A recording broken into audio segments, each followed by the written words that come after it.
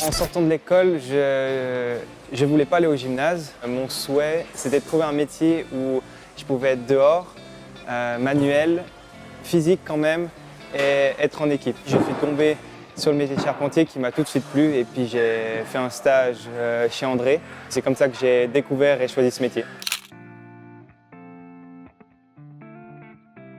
Une bonne condition physique, on porte quand même beaucoup de charges lourdes, le temps, on est tout le temps debout. Pas avoir peur d'être mouillé, surtout parce qu'on travaille dehors 80% du temps. Avoir un bon esprit d'équipe, avoir l'entraide envers les collègues, c'est ce qui forme un bon groupe sur le chantier et aussi à l'atelier.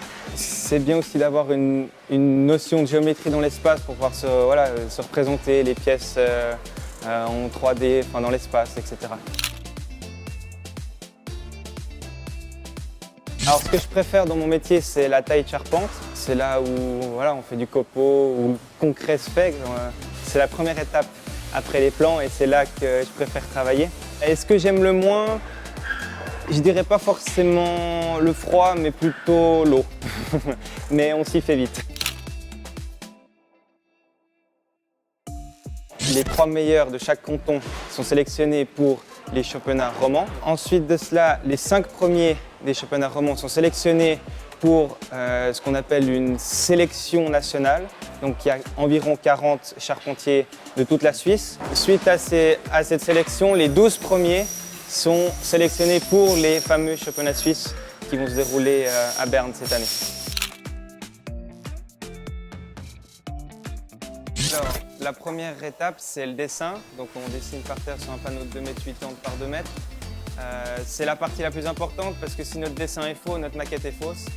Du coup, c'est là où il faut donner son maximum et réussir à dessiner juste et le plus précisément possible.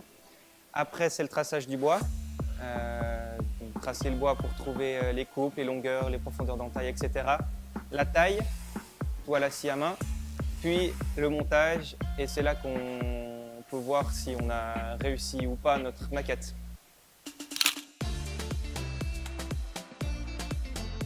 Je dirais le 90% de la préparation, c'est une préparation individuelle. On a des entraînements avec les autres concurrents, avec des entraîneurs, que ce soit au niveau cantonal, roman ou suisse, même après plus loin au niveau européen et mondial. On a toujours ces entraînements où on a toute l'équipe réunie. La plus grosse partie du travail se fait sur une planche à dessin, trouver les solutions par soi-même et c'est comme ça qu'on avance le mieux finalement. Ça représente environ 2 jours par semaine, donc j'ai la chance qu'André et Sam me donne un jour par semaine le vendredi et je prends sur mon week-end soit un samedi soit un dimanche pour me préparer. Ça fait 1 mois et demi que je suis ce train de formation. Après, j'ai sacrifié mes vacances aussi cet été pour pouvoir me préparer pour ces championnats. J'ai fait 2 semaines bloc intensives. Ça représente un bon 20%. Quoi.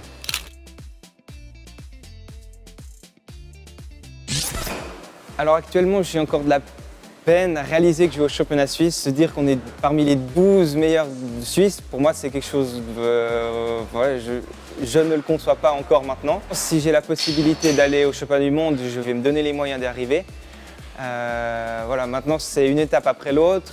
Maintenant, c'est les championnats suisses. Si je passe les championnats suisses, je serai le plus heureux du monde certainement. Et on se concentrera pour la suite. Maintenant, au niveau suisse, je me suis fixé comme objectif, avant de voir le résultat, d'être content de mon travail, de sortir du concours et me dire « Ok, j'ai bien réussi, j'ai donné le meilleur de moi-même ». Je pense que si j'arrive à cet objectif, il y aura des chances de finir dans un top 5, je pense.